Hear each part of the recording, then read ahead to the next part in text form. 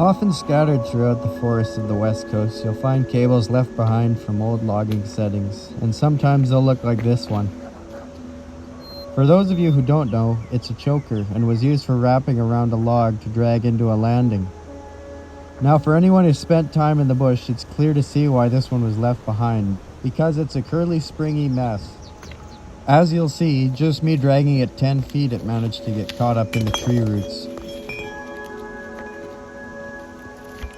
Not to mention the pain of sliding the bell through all the loops that are now done up in it.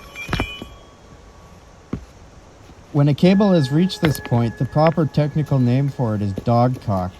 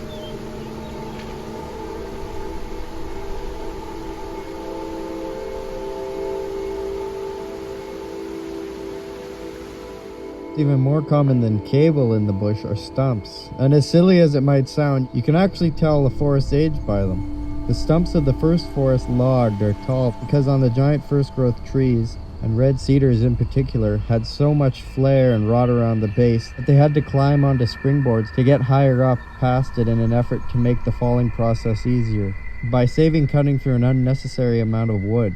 As time went on and chainsaws were invented, the labor and time involved in cutting through wood, of course, decreased dramatically, So in most cases, springboards were no longer used because chainsaws made quick work of any diameter tree, and as well, shorter stumps made for less obstacles for the logs to get caught behind while they were yarded. Along with shorter stumps, a different style of undercut was made. It is known as the Humboldt. The notch is cut out of the stump as opposed to the tree to save on wood that otherwise would be wasted if it was cut out of the tree. Especially if they are on larger trees, the waste of undercuts can add up.